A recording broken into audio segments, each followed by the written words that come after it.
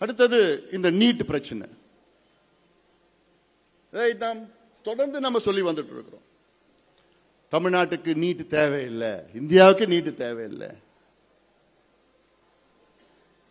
நான் அமைச்சராக இருந்த நேரத்தில் 2009 அப்பொழுது நீட் தேர்வை செயல்படுத்த வேண்டும் என்று அப்பொழுது இந்த எம்சிஏ ஒரு கோரிக்கை வைத்தார்கள், அழுத்தம் கொடுத்தாங்க. நான் கட் அண்ட் ரேட்டா சொல்லிட்டேன், முடியவே முடியாது, இது வேண்டான்னு 2009 நான் சொல்லி அந்த வருஷம் வரல. நான் 2009 வெளியில வந்துட்டோம்.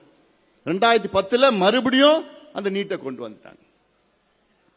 அப்போ காங்கிரசும் திமுக தான் இருந்தது ஆட்சியில். அதன் பிறகு உச்ச நீதிமன்றம் தடை பண்ணுச்சு. அதன் பிறகு பிஜேபி வந்தாங்க, உச்ச நீதிமன்றம் போனாங்க, நீட்டு தேர்வு வேணும்னு சொன்னாங்க, எடுத்துக்கோன்னு சொல்லிட்டாங்க. 3 நீதிபதிகள் தடை பண்ணாங்க, அப்புறம் 5 நீதிபதிகள் அதை செயல்படுத்தலாம்னு சொல்லிட்டாங்க.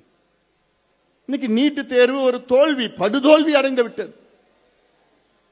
நீட் என்றாலே அது ஒரு பெரிய ஒரு வணிகமயமாக்கிய ஒரு தேர்வு, பிசினஸ் ஆயிடுச்சு, அவ்வளவுதான். அந்த எக்ஸாமே பிசினஸ் ஆயிடுச்சு, யாருக்கும் பிரயோஜனப்படல. காசு வச்சிருந்தா நீட் படிக்க முடியும். எம்பிபிஎஸ்னா பணக்காரன் தான் எம்பிபிஎஸ் படிக்க முடியும், ஏழை படிக்க முடியாது. எதுக்கு இந்த தேர்வு? இந்த கிராமப்புற மாணவர்கள் எல்லாம் படிக்க முடியாது, விவசாயிகள் படிக்க முடியாது, ஏழை மக்கள் படிக்க முடியாது. போன வருஷம் 0 மார்க் எடுத்தவங்க எல்லாம் நீட் பிஜி படிச்சுட்டு இருக்கிறாங்க. இப்போ 0 மார்க் நீட்ல. அப்புறம் நீங்க எங்க தகுதியான மருத்துவர்கள் நீங்க கொண்டு வரீங்க?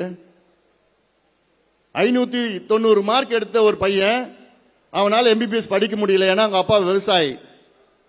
5 லட்சம் ரூபாய் ஃபீஸ் கட்ட முடியல, கவர்மெண்ட் கோட்டா பிரைவேட் காலேஜ்.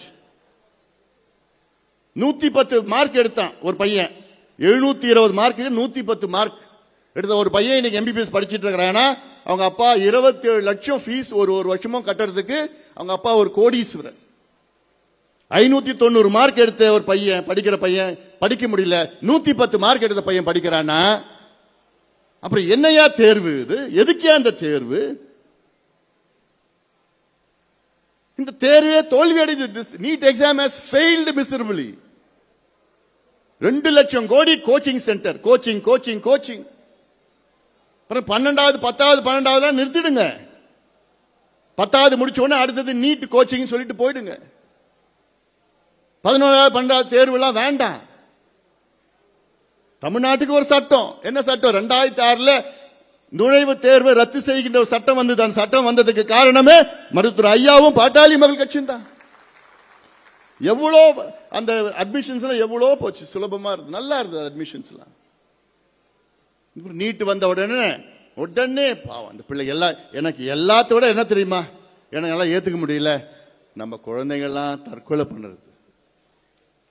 ஐயோ, பிள்ளைங்கெல்லாம் படிக்கிற பிள்ளைங்க, 15 வயசு 16 வயசு 17 வயசு குழந்தைங்கள்லாம் என்னால படிக்க முடியல, நீட் பாஸ் பண்ண முடியல, தற்கொலை பண்ணுகின்ற ஒரு தேர்வு. இது ஒரு தேர்வாயா? இது ஒரு நடைமுறையாயா? இது ஒரு கல்வி கொள்கையாயா? குழந்தைங்க நம்முடைய எதிர்காலம். அவர்கள் ஒரு தேர்வை பயந்து தற்கொலை செய்கின்ற ஒரு சூழல் உருவாகுதுன்னா அப்படி ஒரு தேர்வே ரத்து பண்ணுங்கயா, வேணாயா. நம்ம கேட்கிறோம்.